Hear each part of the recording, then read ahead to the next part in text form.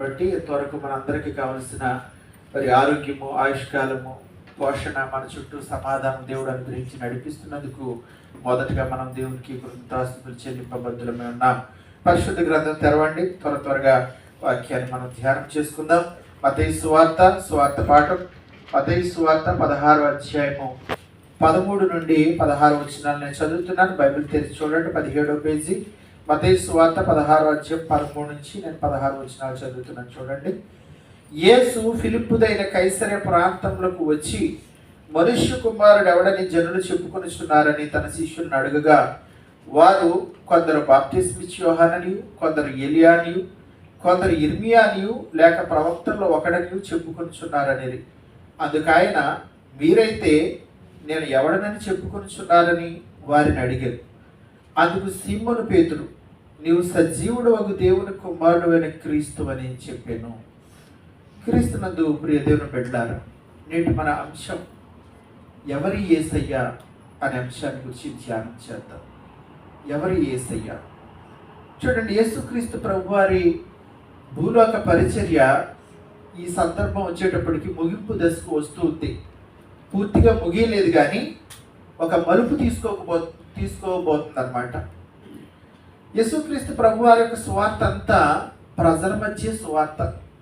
మనందరం సువార్తలు చదువుతూ ఉంటే అందులో కనబడే అంశాలు ఏమిటి? ఆయన గుడ్డివారిని నడిపించారు, గుడ్డివారికి చూపించారు, దయ్యాలు పట్టుకున్న వారిని దయ్యాలను వెళ్ళగొట్టారు, చనిపోయిన వారిని లేవనెత్తారు, యేసయ్య నీళ్ల మీద నడిచారు. ఇవన్నీ కూడా ఆయన దైవత్వానికి రుజువులుగా ఉన్నాయి. అయితే ఈ కార్యాలన్నీ ప్రజల మధ్య చేస్తున్నారు యేసుక్రీస్తు ప్రభువారు. ఈ కార్యాల ద్వారా నా గురించి ఏమనుకుంటున్నారు అని యేసయ్య అడుగుతున్నారు.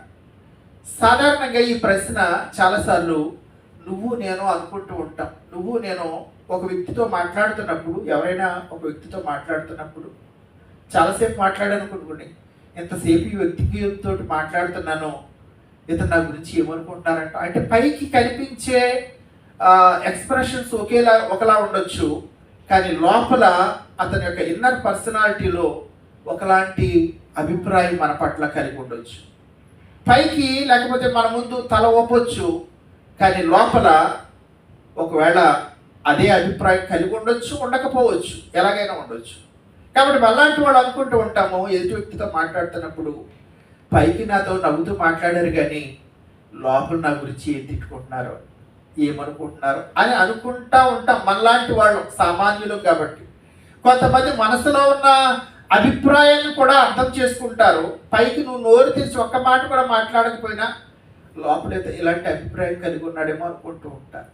కానీ యేసయ్య నీలాంటి వాడు కాదు, నాలాంటి వాడు కాదు. యేసయ్య గురించి అనేకమైన మాటల పరిశుద్ధ గ్రంథాలు ఉన్నాయి కదా. యోహాను సువార్తలో రాస్తూ ఉంటాడు, యేసు అందరి హృదయాలను ఎరిగిన వాడు. చెప్పాలి, యేసు అందరి హృదయాలను ఎరిగిన వాడు, అందరినీ ఎరిగిన వాడు. మనకి ఇంట్లో వాళ్ళే తెలిసేమో ఒకవేళ ఎప్పుడు ఎలా ఉంటారు, కానీ కొన్నిసార్లు ఇంట్లో వాళ్ళు ఎలా ఉంటారో కూడా తెలియదు. కానీ యేసయ్య అందరి హృదయాలను ఎరిగినవాడు. అందుకే అంటున్నాడు కీర్తనకారుడు కూడా, హృదయములను అంతరింద్రియములను పరిశీలించు నీతి గల దేవా అని స్తుతిస్తూ ఉంటారు. మరొక కీర్తనలో రాస్తూ ఉంటాడు, అసలు ఆలోచన నీ యొక్క హృదయంలో పుట్టక మునిపే, మాట నీ నాలుకకు రాక మునిపే ఎవరికి తెలుసు? దేవునికి తెలుసు. ఇంకా నీ నోట వెంబట మాట కూడా రాక మునిపే నువ్వేం మాట్లాడబోతున్నావో, నీ ఆలోచన ఏమిటో, నీ అభిప్రాయం ఏమిటో, నీ ఊహ ఏంటో, నీ తలంపు ఏంటో, నీ ఉద్దేశం ఏంటో అన్నీ ఎరిగిన వాడు అడుగుతున్నారు. అందరి గురించి తెలిసిన వాడు అడుగుతున్నారు, ప్రజలు నా గురించి ఏమని చెప్పుకుంటున్నారు, ప్రజలు నా గురించి ఇంకా చెప్పాలంటే అక్కడ ఒరిజినల్గా ఉండవలసిన మాట, నన్ను ఎలా రిసీవ్ చేసుకుంటున్నారు, నన్ను ఎలా అర్థం చేసుకుంటున్నారు, నేను ఈ కార్యాలన్నీ చేస్తున్నాను కదా, నన్ను ఎలా అర్థం చేసుకుంటున్నారు.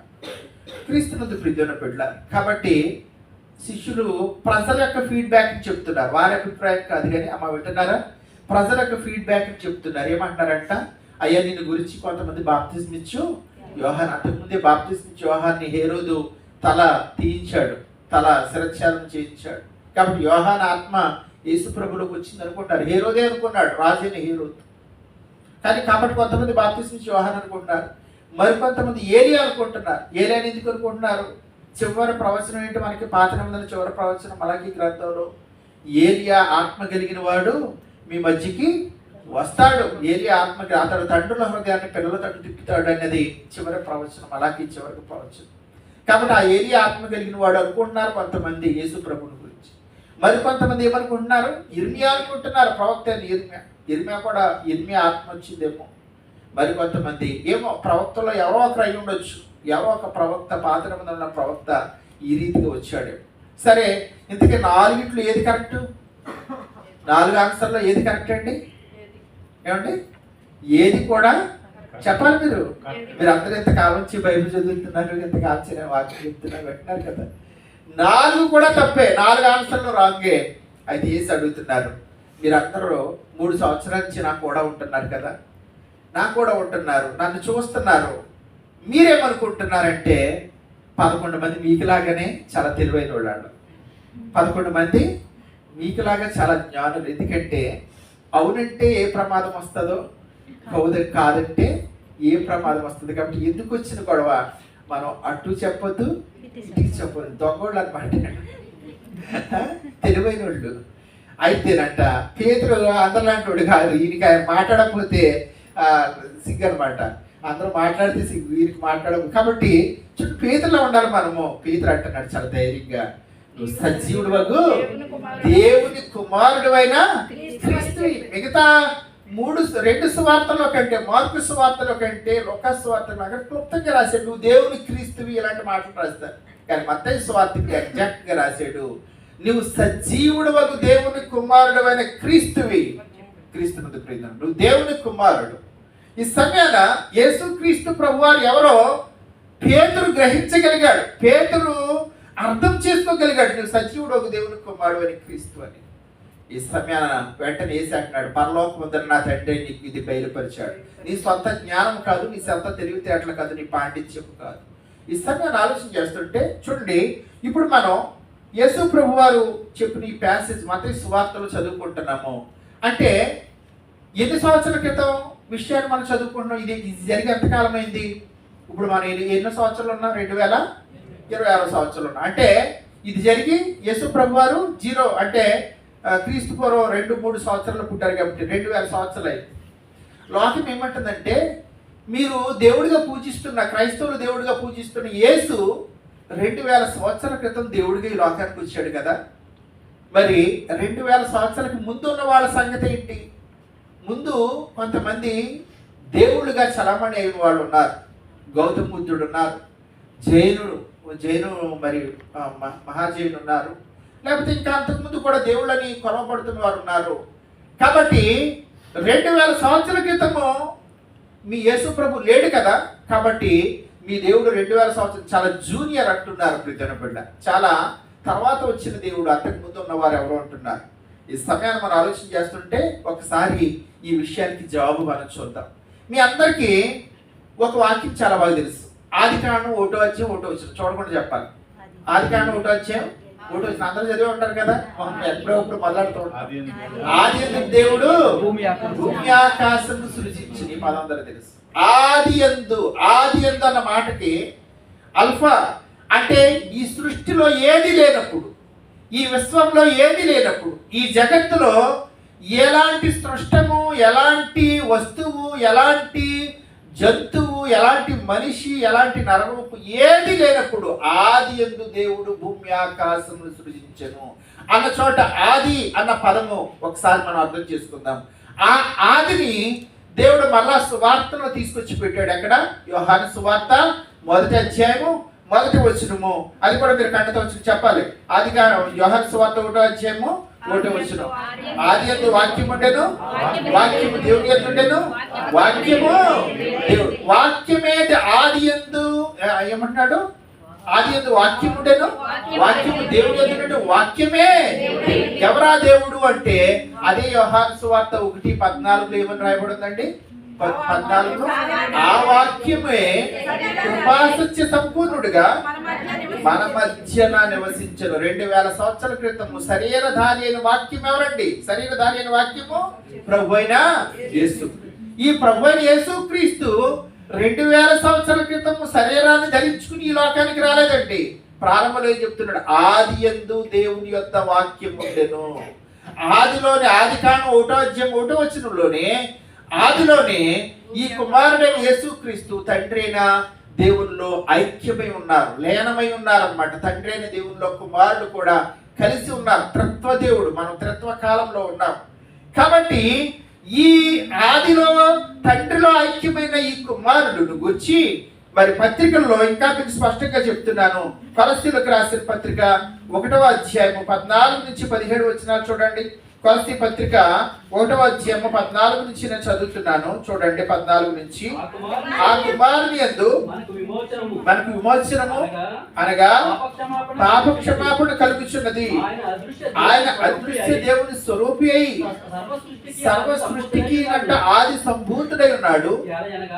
అనగా ఆకాశముందున్నవి భూమి యందున్నవి దృశ్యమైనవి గాని అదృశ్యమైనవి గాని, చూడండి, అవి సింహాసనములైనను ప్రభుత్వములైనను ప్రధానులైనను అధికారములైనను సర్వమును ఆయన యందు సృజింపబడును. సర్వమును ఆయన ద్వారా ఆయన బట్టి సృజింపబడును. ఆయన అన్నిటికంటే ముందుగా ఉన్నవాడు, ఆయనే సమస్తమునకు ఆధారభూత. చాలండి, ఆయన అన్నిటికంటే ముందు నుంచి ఉన్నవాడు. ఆయన 2000 సంవత్సరాల క్రితం వచ్చిన దేవుడు కాదు. 2000 సంవత్సరాల క్రితం శరీరాన్ని ధరించుకుని మన మధ్యకు వచ్చాడు. కానీ అంతకు ముందు శరీరం లేకుండా ఆది కాలం నుంచి కూడా తండ్రిలో ఐక్యమై ఉన్న దేవుడు. కాబట్టి ఆ ఆది నుంచి ఉన్న దేవునికి హిబ్రూలో వాడబడిన పదం ఏమిటంటే ఎలోహిం. ఎలోహిం అన్న పదానికి సృష్టికర్త అయిన దేవుడు. ఈయన సృష్టికర్త అయిన దేవుడు. ఈ దేవుడు మరి పాత నిబంధనలో ఎలాగ బయలుపరుచుకున్నారంటే సృష్టి ద్వారా బయలుపరుచుకున్నారు. మీరు 19వ కీర్తన ఇప్పుడు కాదు కానీ తర్వాత చదువుకోండి. 19వ కీర్తన ఏమంటుందంటే, ఆకాశములు దేవుని మహిమను వివరించున్నవి, అంతరిక్షం ఆయన చేతి పన్ను ప్రచురించున్నది, పగటికి పగలు బోధ చేయుచున్నది, రాత్రికి రాత్రి జ్ఞానం తెలుపుచున్నది. నువ్వు తలెత్తి చూస్తే కనుక ఆకాశం ఎవరు సృజించారంటే ఆకాశం చెప్తుంది నా సృష్టికర్త నా దేవుడైన ప్రభుని యేసుక్రీస్తు అని. నక్షత్రాలు చెప్తుంది ప్రభుని యేసుక్రీస్తు అని. సృష్టి అంతా చెప్తుంది నా సృష్టికర్త ప్రభు అయిన యేసుక్రీస్తు. నదులు ఆ అలల ద్వారా కరడని దేవుని స్తుతిస్తున్నాయి. కాబట్టి ఈ సృష్టి అంతా సృష్టికర్త అయిన దేవుని స్తుతిస్తున్నాయి. అయితేనంట పాత నిబంధనలో దేవుడు ఎవరికి కూడా శరీరం ద్వారా ప్రత్యక్షపరచుకోలేదు. ఈ మాట గుర్తుంచుకోవాలి. పాత నిబంధనలో దేవుడు ఎలా ప్రత్యక్షపరచుకున్నారండి? పాత నిబంధనలో దేవుడు వాక్కు ద్వారా కొంతమందిని దర్శించారు. అబ్రహాంతో ఎలా మాట్లాడారు? అబ్రహాంతో దేవుడు వాక్కు ద్వారానే మాట్లాడారు అంతే. లేకపోతే దర్శనముల ద్వారా మాట్లాడారు. యాకోబు తోటి దర్శనముల ద్వారా మాట్లాడారు. యోసేపు తోటి దర్శనముల ద్వారా మాట్లాడారు. లేకపోతే మనకి ఇంకా నిర్గమకాండం వచ్చేటప్పటికి దేవుడు ఎలా మాట్లాడారంటే ప్రత్యక్షపు గుడారము, సూచనల ద్వారా అనగా దీపవృక్షము, లేకపోతే సన్నిధి రొట్టె, లేకపోతే బలిపీఠము, వీటి ద్వారా దేవుడు సూచనల ద్వారా అనగా దీపవృక్షము ప్రభుని యేసుక్రీస్తు సూచన, సన్నిధి రొట్టె లేకపోతే దేవునికి యేసు ప్రభు వారికి సూచన. ఈ రీతిగా అవన్నీ కూడా యేసుక్రీస్తు ప్రభుకి పోలికలుగా దేవుడు మాట్లాడారు, లేకపోతే ప్రత్యక్షపరుచుకున్నారు.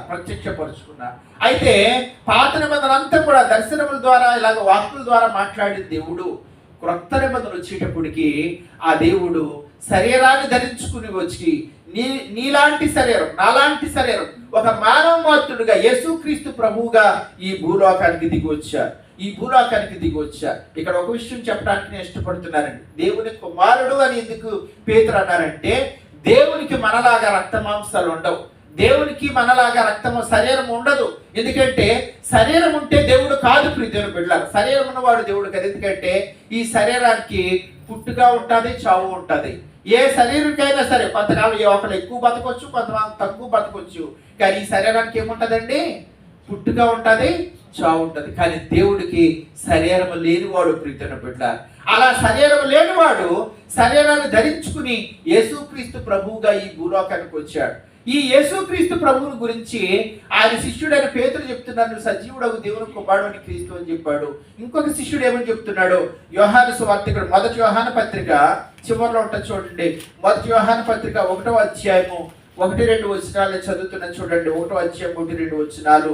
ఈ యోహాను చదవండి. జీవవాక్యమును జీవవాక్యమును గూర్చినది ఆది నుండి ఏది ఉండెనో మేమేది వింటుమో కన్నులారా ఏది చూచితమో ఏది నిదానించి కనుగొంటుమో మా చేతులు దేని తాకి చూచెనో అది మీకు తెలియజేస్తున్నాము. ఆ జీవమంట ప్రత్యక్షమాయను. ప్రత్యక్షమైన అంటే దేవుడు జీవముగా ప్రత్యక్షమయ్యారు. చూడండి ఇంకా చదవండి. తండ్రి యొద్ద ఉండి మాకు ప్రత్యక్షమైన ఆ నిత్య జీవమును మేము చూచి ఆ జీవమును గురించి సాక్ష్యమిచ్చుచు దాన్ని మీకు తెలియజేయచ్చు. చూడండి, ఆ జీవము ప్రత్యక్షమాయను. ఆ జీవవాక్యమును గురించి మా పితరులు మాకు ఏది చెప్పారో, మా బోధకులు మాకు ఏది చెప్పారో ఆ బోధించిన సత్యాన్ని యేసుక్రీస్తు ప్రభువు అనబడిన ఆ జీవం యొక్క ప్రత్యక్షతలో మేము దాన్ని కనుగొనగలిగాము, ఐడెంటిఫై చేయగలిగాము, రికగ్నైజ్ చేయగలిగాము, గుర్తించగలిగాము. అది చెబుతూ ఏమంటున్నారంటే ఈ జీవం ఎక్కడి నుంచి వచ్చిందంట? 2వ వచనంలో తండ్రి యొద్ద ఉండి మాకు ప్రత్యక్షమైన ఆ నిత్య జీవమును మేము చూచి. ఈ జీవం ఎక్కడి నుంచి వచ్చిందంట? తండ్రి యొద్ద నుండి. సృష్టికర్త అయిన దేవుడు ఈ లోకానికి కుమారుని పంపగా ప్రభువైన యేసుక్రీస్తు ఈ లోకానికి వచ్చారు. ప్రభువైన యేసుక్రీస్తు ఈ లోకానికి వచ్చారు. కాబట్టి దేవుడు ఏమై ఉన్నారో అన్న విషయము ఇదే యోహాను సువార్తికుడు 3 విషయాల ద్వారా ఈ మొదటి యోహాను పత్రికలు తెలియజేస్తున్నారు. ఒకసారి 5వ వచనం చూడండి. 3 అంశాలు తెలియజేస్తున్నారు దేవుడు ఏమై ఉన్నారంటే. మేము ఆయన వల్ల విని మీకు ప్రకటించు వర్తమానం ఏమనగా దేవుడు వెలుగై ఉన్నాడు, ఆయన యందు చీకటి ఎంత మాత్రం లేచాలండి. ఈ మాట మీరు గుర్తుపెట్టుకోవాలి. దేవుడు ఎవరు? దేవుడు ఏమై ఉన్నాడంటే నువ్వేమని చెప్పాలంటే దేవుడు ఏమై ఉన్నారంట? వెలుగై ఉన్నాడు. దేవుడు వెలుగై ఉన్నాడు. ఇప్పుడు దేవుడు పెట్టారు. ఇక్కడ ఒక విషయం గమనిద్దామా? ఎందుకంటే చూడండి, సాధారణంగా టెంపుల్స్ ఉంటాయి కదా, లేకపోతే చర్చిలు మాత్రమే. చర్చిలో ఎప్పుడు కూడా, చర్చిలో కావచ్చు, టెంపుల్లో కావచ్చు, గుడిలో కావచ్చు, మాస్కులో కావచ్చు, అతి పరిశుద్ధమైన స్థలం ఉంటుంది. అతి పరిశుద్ధ స్థలం హిందువులు అయితే గర్భగుడి అంటారు. ఆ గర్భగుడిలో ఎప్పుడు కూడా దీపం వెలుగుతూ ఉంటది. ఆ గర్భగుడిలో దీపం ఆరిపోకూడదు, ఎప్పుడు దీపం వెలుగుతూ ఉంటది. ఎందుకంటే ఆ స్థలము వెలుగుతో నింపబడాలి. ఇక్కడ కారణం ఏంటి చెప్తున్నారు? దేవుడు వెలుగై ఉన్నారు. దేవుడు వెలుగై ఉన్నారు. మన భారతదేశపు వేదాంతులు, ఋషులు కూడా దేవుణ్ణి ఎలాగో కొలిచారు, లేకపోతే దేవుణ్ణి ఎలా వేడుకున్నారంటే మీ అందరికీ తెలుసు. ఆ మాట ఏమంటూ ఉంటారంటే వారు తమసోమ జ్యోతిర్గమయ అసతోమ సద్గమయ మృత్యోర్మ అమృతంగమయ. తమసోమ జ్యోతిర్గమయ అసతోమ సద్గమయ మృత్యోర్మ అమృతంగమయ అనగా మేము అసత్యములో ఉన్నాము, మాకు సత్యాన్ని బోధించు ఓ దేవా. దేవుడా, ఇదిగో మేము చీకటిలో ఉన్నాము, మేము చీకటిలో ఉన్నాము, మమ్మల్ని వెలుగు వైపు నడిపించు. మేము మరణంలో ఉన్నాము, మృత్యోర్మ అమృతంగమయ, మాకు అమృతతుల్యమైన మాకు మరి ఆ యొక్క జీవమును ప్రసాదించు అని మన భారతదేశపు వేదాంతులు కూడా దేవుని వేడుకున్న రీతి ప్రీతిని బిడ్డ. ఇక్కడ రాస్తున్నాడు దేవుడు వెలుగై ఉన్నాడు, ఆయన యందు చీకటి ఎంత మాత్రమును లేదు. ఈ సమయంలో చీకటి అనే పదము యొక్క అర్థాలు చూస్తూ ఉంటే కరెంటు పోయినప్పుడు చీకటి, లేకపోతే సాయంత్రం 6 తర్వాత వచ్చే చీకటి గురించి ఇక్కడ మాట్లాడట్లేదు. అది సాధారణమైన చీకటి, భౌతికమైన చీకటి. ఇక్కడ చీకటి అనగా అజ్ఞానంను సూచిస్తుంది. చీకటి అనగా అజ్ఞానం, దేవుని గురించి తెలియని అజ్ఞానం. చీకటి అనగా మరణం, చీకటి అనగా పాపం, చీకటి అనగా రోగం, చీకటి అనగా దుఃఖం, చీకటి అనగా వ్యాధి. ప్రియమైన బిడ్డలారా, ఇవన్నీ కూడా చీకటికి సూచన. ఇవన్నీ కూడా చీకటి సూచన. మీరు అందుకే చూసుకోండి, ప్రకటన గ్రంథం 20వ అధ్యాయం చదివితే కనుక అక్కడ ఆకలి ఉండదు, దుఃఖం ఉండదు, మరణం ఉండదు, రోగం ఉండదు, కన్నీరు ఉండదు, వేదన ఉండదు. ఎందుకంటే మనుషులందరూ అక్కడ ఎవరితో ఉంటారంటే దేవుడితో ఉంటూ ఉంటారు. ఆ యొక్క 20వ అధ్యాయం చెప్తూ ఉంటాడు, గొర్రె పిల్లయ్యే అక్కడ వెలుగై ప్రకాశిస్తూ ఉంటది అంటూ ఉంటాడు. గొర్రె పిల్లనిగా ప్రభు అయిన యేసుక్రీస్తు. ఈ సమయం మనం ఆలోచన చేస్తుంటే దేవుడు అనబడిన దేవహ అనే సంస్కృత పదం నుంచి దేవుడు అనే పదం వచ్చింది. దేవహ అన్న మాటకు వెలుగు అని అర్థం. ప్రియమైన బిడ్డలారా, అసలు దేవుడు అంటేనే వెలుగు.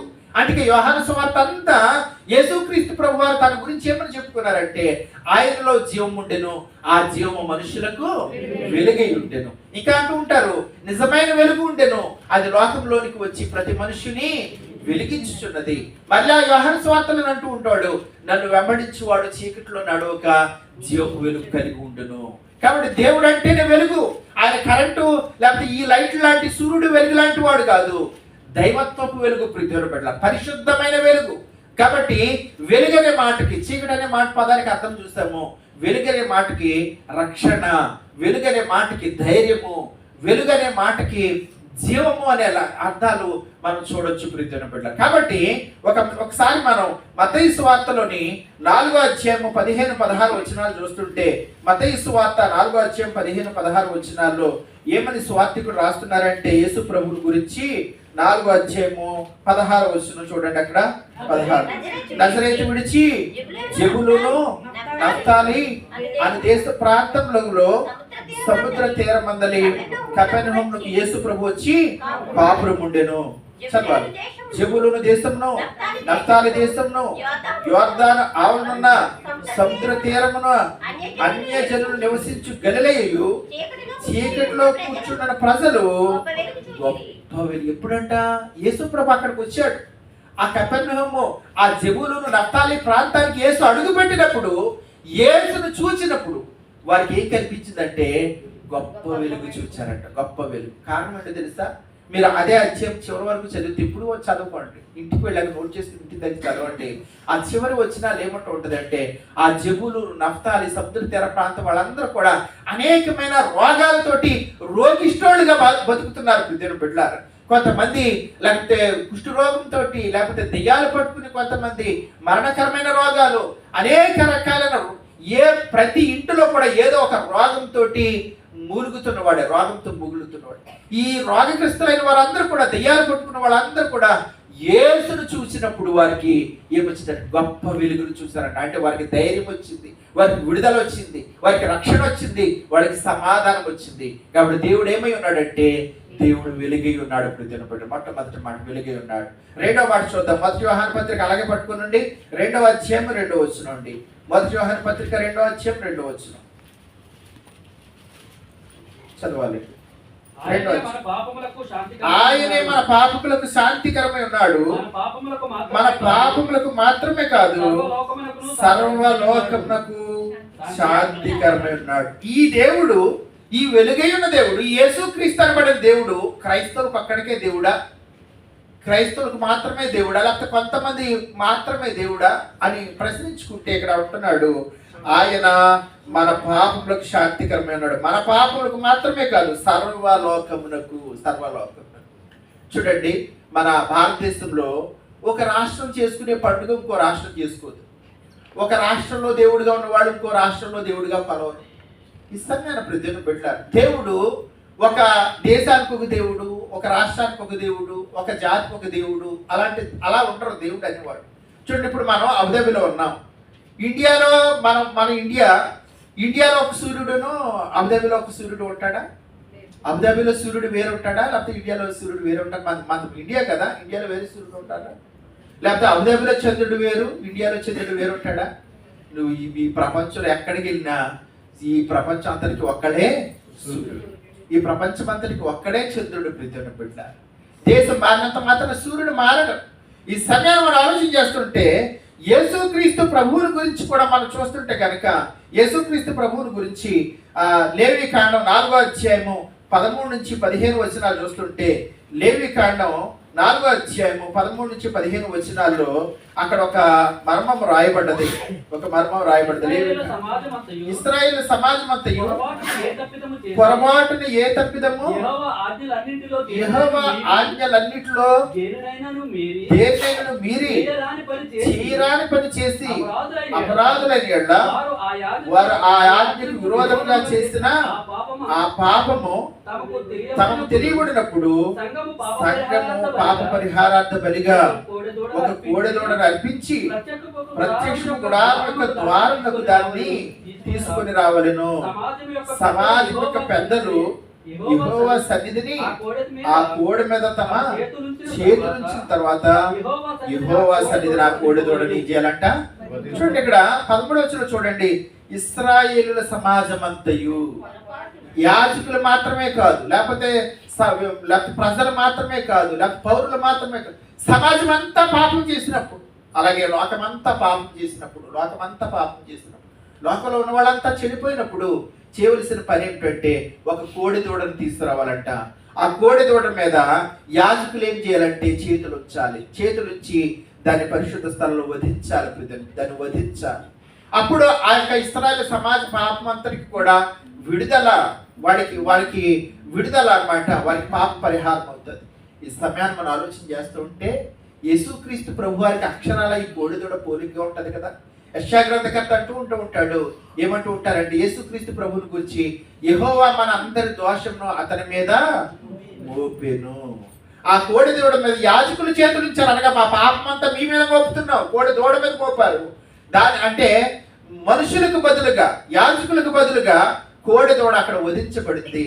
ఇక్కడ భూలోకంలో ఉన్న ప్రజలందరికీ బదులుగా, సర్వలోక పాపాలకి బదులుగా ప్రభుని యేసుక్రీస్తు వారు ఆయన మీద, తండ్రి అయిన దేవుడే, సృష్టికర్త అయిన దేవుడే ఆయన మీద మనందరి పాపమును మోపి ఆయన బలిగా కల్వరి శిలువలో ఆయన బలి అయ్యాడు, బయలయ్యాడు. కాబట్టి ఏమంటున్నారంటే చూడండి, ఈయన మన పాపములకు మాత్రమే కాదు సర్వలోకమునకు పాపములకు శాంతికరమైన వాడు. శాంతికరం అనే మాట ఎక్కడ చూడండి, పుట్టినోట్లో ప్రాయశ్చిత్తము. మన వేదాంతులు కూడా చెప్పింది అదే ప్రియమైన. మన భారతదేశపు వేదాంతులు చెప్పిన మాట, సర్వపాప పరిహారం రక్త ప్రోక్షణ ఆవశ్యకం, తద్రక్తం పరమాత్మైన పుణ్యదాన బలియాలి. ఈ లోకంలో ఉన్న మనుషులందరి పాపాలు పోవాలంటే ఒక పుణ్యాత్ముడి రక్తం అవసరము. ఆ పుణ్యాత్ముడు ఎవరనగా, మనుషుల్లో పుణ్యాత్ముడు ఎవరు లేరు, కానీ దేవుడే ఈ లోకానికి శరీరాన్ని ధరించుకుని వచ్చి ఆయన బలైతే తప్ప, ఆయన ఆ రక్తం ప్రాణం పెడితే తప్ప ఈ లోకంలో ఉన్న పాపాలకు విడుదల కలగదు. అలా బలైన వాడే ప్రభు యేసుక్రీస్తు. యేసుక్రీస్తు ప్రభువారు తన రక్తంతో నిన్ను నన్ను పరిశుద్ధుడిగా మార్చారు. మరలా నువ్వు పాపం అనే మురికిని అంటించుకుంటున్నావా? ఒకసారి గుర్తుంచుకో ప్రియమైన బిడ్డలారా. ఇక మూడవ మాట, మొదటి యోహాను పత్రికలోని 4వ అధ్యాయము 16వ వచనం అండి. మొదటి యోహాను పత్రిక 4వ అధ్యాయం 16వ వచనం.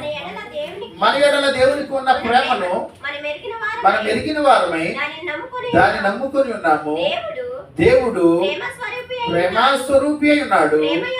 ప్రేమయందు నిలిచి ఉండువాడు దేవుని యందు నిలిచి ఉన్నాడు. దేవుడు వారి యందు నిలిచి. 3 మాటలు గుర్తు చేసుకుంటున్నాం. దేవుడు అంటే ఎవరు? దేవుడు ఏమై ఉన్నాడు? మొట్టమొదట చెప్పాలి. దేవుడు ఏమై ఉన్నారు? వెలుగై ఉన్నాడు. దేవుడు ఏమై ఉన్నాడంట? వెలుగు. నీలో దేవుడిలో చీకటి లేనట్టే, పాపం లేనట్టే నీలో కూడా ఇక మీదట పాపం ఉండకూడదు, చీకటి ఉండకూడదు. రెండవదిగా దేవుడు మన పాపాలకి ప్రాయశ్చిత్తం చేశాడు. ఆయన శాంతికరమై ఉన్నాడు. ఇప్పుడు నువ్వు పాపం నుంచి విడుదల పొందావు, మరలా నువ్వు పాపం అనే మురికిని అంటించుకోకూడదు. మూడవది, దేవుడు మన ప్రేమాస్వరూపి ఉన్నాడు. దేవుని యొక్క గుణం ఏమిటంటే, దేవుని యొక్క తత్వం ఏమిటంటే ప్రేమ. దేవుని యొక్క గుణ లక్షణమే ప్రేమ.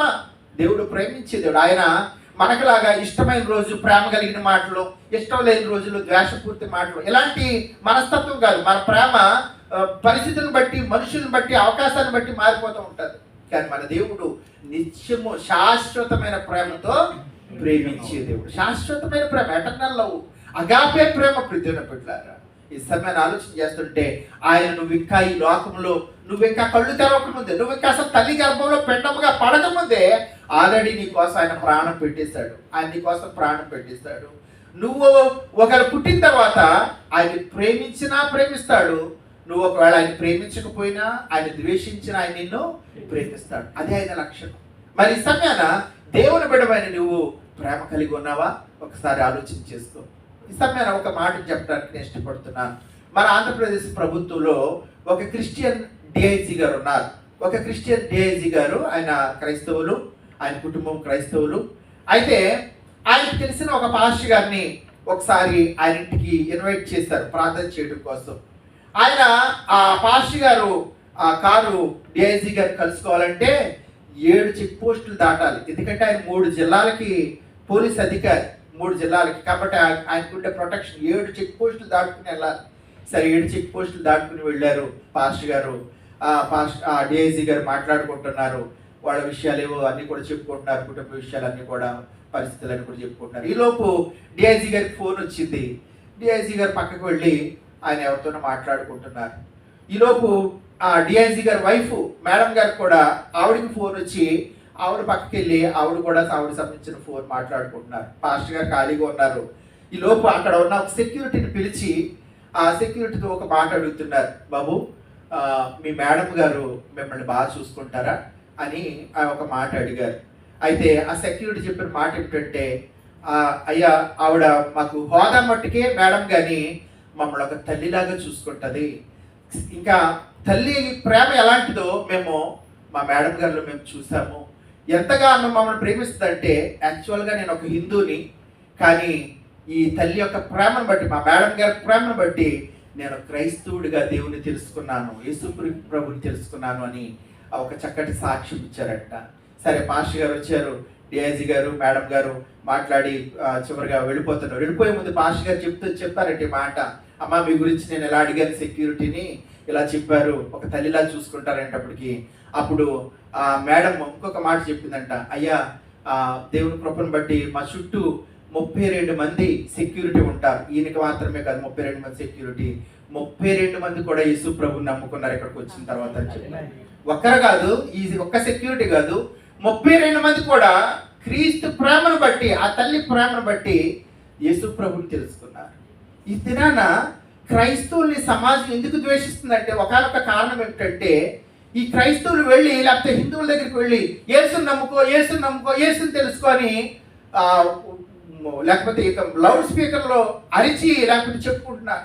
నిజానికి క్రీస్తుని ప్రకటించాల్సింది నోటితో కాదు ప్రియమైన బిడ్డలారా, నీ యొక్క క్రియలతోటి, నీ ప్రేమతో క్రీస్తుని ప్రకటించాలి. ఎదుటి వ్యక్తిని ప్రేమగా నువ్వు రిసీవ్ చేసుకోవాలి, ప్రేమగా అర్థం చేసుకోవాలి. మిషనరీలు ఈ దేశానికి చేసిన సేవ ఏమిటంటే, సేవ వారు మనకి ఏది అవసరమో విద్య, వైద్యము, ఉద్యోగాలు అందించి సేవ చేస్తారు.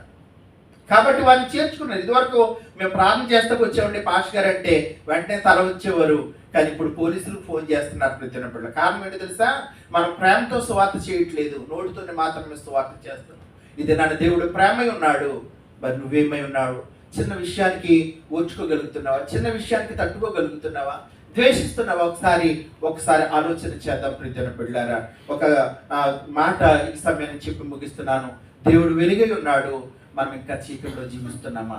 దేవుడు మన పాపాలకి ప్రాయశ్చిత్తం చేశాడు, మనం ఇంకా పాపమని మురికిలో జీవిస్తున్నామా? దేవుడు ప్రేమై ఉన్నాడు, ఆ ప్రేమ నీలో కనబడుతుందా? ఒకసారి ఆలోచించుకో. చివరిగా ఒక పల్లవి నేను పాడుతున్నాను.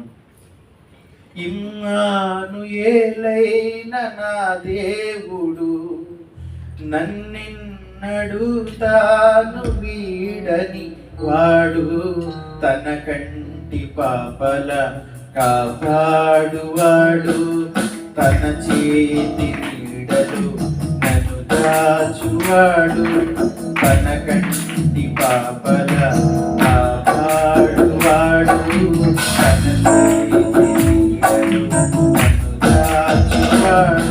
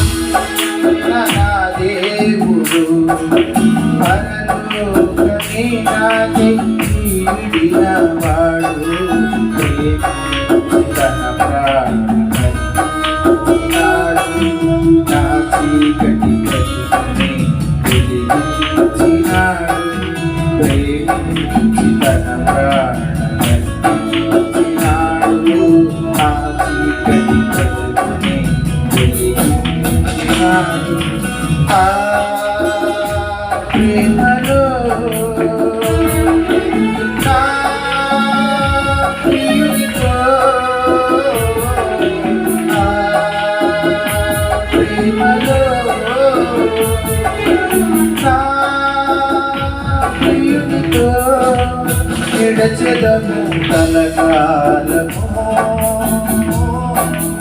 నిలిచెదము చిరకాలము, నడచెదము కలకాలము, నిలచెదము చిరకాలము.